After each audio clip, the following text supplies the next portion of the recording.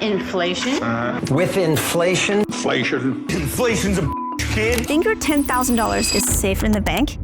Now imagine waking up to only $8,196 without spending a dime. That's inflation silently robbing you. We've purchased over $300 million in multifamily real estate that continues to fight inflation. And here's how to thrive even in spite of high inflation. There are 3 steps to tackle this, and we're going to go over them in this episode. But first, let's uncover how inflation has been draining your wallet and debunk the biggest myths ever told about it. Back in 1955, a dollar could buy what $11.34 buys today. It's not that things naturally got pricier, it's that our money's been systematically devalued. Here's some jaw-dropping data. Recent Federal Reserve data shows that nearly 40% of all US dollars in existence were printed in the last few years. From 1776 to 2020, we amassed 15.4 trillion. In just 2 years, we cranked out an additional 6.3 trillion. That's like printing out 8.6 million every minute for 2 years straight. Even after a slight pullback by the end of 2023, we hit 20.9 trillion, meaning over a quarter of all US dollars ever created was created in the last 5 years alone. Supply chain for America. On U.S. supply chains, massive supply chain disruptions. The nation's supply chain crisis. To end the supply chain squeeze. In 2022, President Biden blamed supply chains for skyrocketing inflation. The media echoed the story, but new research from MIT just revealed something shocking. 42% of that inflation spike came from one source, and it wasn't supply chains. Let's take a look at what really happened in 2022. MIT researchers used this technique called Mahalanobis distance statistics. It's like an MRI machine for our economy, slicing through the noise and pinpointing the true culprit of inflation. Why should you care about this? Because for the first time, we're seeing the real villains behind the shrinking dollars, and it's not the tale we've been told. Sure, those empty shelves, the congested ports were real, but they weren't the main drivers for inflation. Here's what the MIT research actually found. A whopping 42% of inflation came directly from this. Almost half the reason your cost of living soared washes a spending frenzy. When the government unleashed stimulus checks and ramped up spending, they dumped a flood of money into the economy. It's like diluting soup. The more water you pour into it, the blander it tastes. That's what they did to your dollars. Next, 17% stems from the psychological play. When people anticipate inflation, they inadvertently stroke it by hoarding or buying more, which drives up prices like a self-fulfilling prophecy, pushing up everything from real estate to everyday essentials. Then 14% was fueled by interest rate hikes. For years, rock bottom rates encouraged spending sprees. As rates climbed to combat inflation, short-term prices spike as well as businesses pass the increased borrowing costs onto us. Remember when mortgage rates leaped from 3% to 7%? That hike means hundreds more monthly for homeowners. Circling back to the supply chain disruptions, which were painted as a big, scary culprit, they actually had hardly any impact according to their analysis.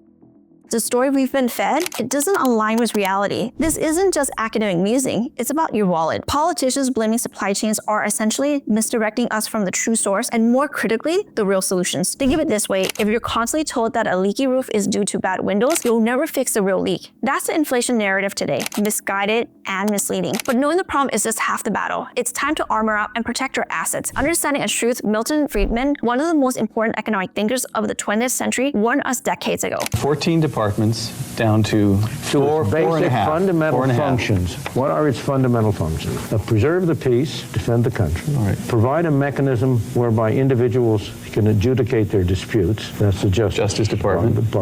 Protect individuals from being coerced by other individuals. The police function. Right. And those are the fundamental functions of government, in my opinion. Friedman has been quoted as saying, if you listen to people in Washington talk, they will tell you that inflation is produced by greedy businessmen, or produced by a grasping union, or is produced by spendthrift consumers. But none of them produce inflation for the very simple reason that neither the businessman, nor the trade union, nor the housewife has a printing press in their basement. Why is this so important? Because it exposes the real truth about inflation. It's not some natural disaster that just happens on us. It's not a hurricane, it's not an earthquake. It's a choice made by government policy. And here's where the problem gets worse. But if you think that's the concerning part, wait until you see what's happening with the government spending right now. The numbers I'm about to show you are going to shock you. To give you some context, the total US federal spending in 2024 was $6.75 trillion. But it gets worse. Elon Musk recently broke down the numbers in a shocking tweet. He calculated that we're spending about $4 billion per day more than we take in. To put that in perspective, that's like spending $166 million every hour, or $2.7 million every minute, or $45,000 every second. Let me show you how this directly impacts your life. If you're responsible and you save $10,000 in 2019, that same money is only worth $8,196 today in real purchasing power. But this isn't just about numbers, it's about real-life consequences. Your grocery bill is up 21% since 2021. Housing costs have increased by 30% in many areas. Gas prices have seen wild swings of 50% or more. This isn't by accident. It's a direct result of policy choices. Every time the government prints more money to cover spending, it's essentially taking value from your savings. It's like a hidden tax that no one voted for. Now, let's talk about how to beat inflation. There are 3 major ways that the government can fix this crisis. More importantly, I'll show you while we wait for DC to figure all this stuff out, what you can do about it right now. Reduce government spending. Cut non-essential programs. This means identifying and eliminating redundant programs. Currently, there are over 450 agencies in existence. Many have overlapping responsibilities. For example, 15 different agencies oversee food safety regulations. According to Elon Musk, estimates that this consolidation could save up to 30 to 40% in administrative costs. Review and cancel ineffective government contracts. Reduce foreign aids that doesn't serve direct U.S. interests. According to the Heritage Foundation research, this alone could save over $50 billion a year. Reform entitlement spending. Modernize Social Security and Medicare systems. Implement means testing for benefits. Create sustainable long-term funding solutions. This represents 35% of the federal budgets, and it's growing unsustainably. Implement zero-based budgets. Every expense must be justified every year. No automatic budget increases. Department heads must defend their spendings. Streamline agencies. This is fascinating. Must Department of Government Efficiency. DOGE. Proposal is based on successful business principles, and for once, the government may be forced to actually shed its excess weight. Now, let me show you how to protect yourself while Washington figures out how to fix this mess. I spent years studying and implementing these strategies, and I'll share what's working right now. Think strategic allocation. This is like building a fortress around your wealth. You need different layers of protection. Inflation-resistant investments. Multifamily real estate stands out here, and that's what we love to invest in. Properties with over 100 units provide economies of scale. Rents typically adjust upwards with inflation. Operating expenses can be spread out across many units. Invest in hard assets. Physical assets that hold intrinsic value, can't be printed away like paper money, appreciates during inflationary periods, create multiple income streams. Real estate rental income, my personal fave, business distributions, investment dividends, professional income. If you're still wondering whether the bank is truly the safest place for your money, watch this video where Stan from South Park discusses whether you should keep your money in the bank.